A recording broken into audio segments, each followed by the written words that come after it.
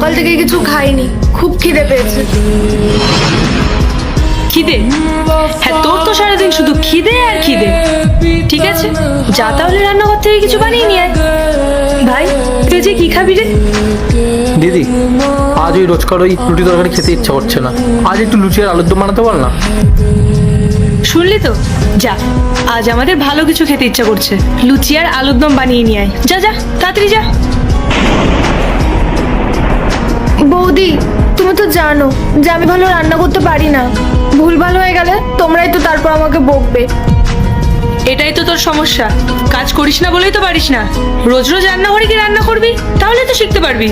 একদম ঠিক, রান্না করতে পারে না, আবার খাওয়ার সময় তো সবার আগে চলে আসো। আমার দাদা যে টাকাটা পাঠায়, সেই টাকাটা দিয়ে বাইরে থেকেই তো আনিয়ে নেওয়া যায়। তুই কি জানিস যে তোর দাদা কত টাকা পাঠায় আর না পাঠায়? আরো যে কটা টাকা পাঠায় না, তা দিয়ে আজকালকার বাজারে কিছুই হয় না। আর অর্ধেক টাকা তো তোর পড়াশোনার পেছনেই চলে যায়।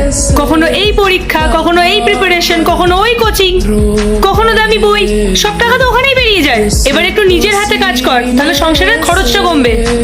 তোমরা আমাকে কোথায় টাকা দাও বৌদি? আমি যেটা ভালো করে পড়াশোনা। এরপর কি হলো সেটা দেখার আগে এই দুটি ছবির মধ্যে যে কোনো একটি ছবিকে ভালোবাসলে ভিডিওতে লাইক করে চ্যানেলটি সাবস্ক্রাইব করে দাও। আর যদি না করো তাহলে আমি বুঝবো তোমরা ছবি দুটিকে ভালোবাসো না। আর কমেন্টে লিখে দাও আমিন। করি, তার জন্য একটা ভালো কোচিং এ ভর্তি করিয়েছো, একটা নতুন বই সেটা পর্যন্তও কিনে দাওনি।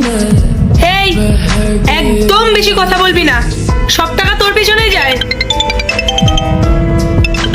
রাহুলের কল আসছে, একটা এক্সট্রা কথা যেন মুখ দিয়ে না বেরোয়।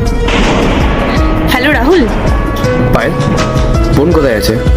ও ঠিক আছে তো? হ্যাঁ গো, ও তো নিজের ঘরে বসে মন দিয়ে পড়াশোনা করছে। আচ্ছা, ওর সাথে একটু কথা বলো তো। হ্যাঁ, এখনই দিচ্ছি, দাঁড়াও।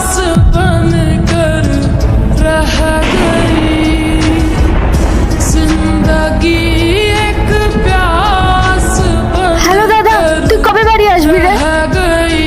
বোন, আমি খুব তাড়াতাড়ি আসছি রে। তুই বল, তুই এটা খাওয়া দাওয়া করছিস তো? তুই ভালো আছিস তো? বন্ধুরা নেক্সট পার্ট দেখতে চাইলে পার্ট 2 লিখে অবশ্যই কমেন্ট করে দাও।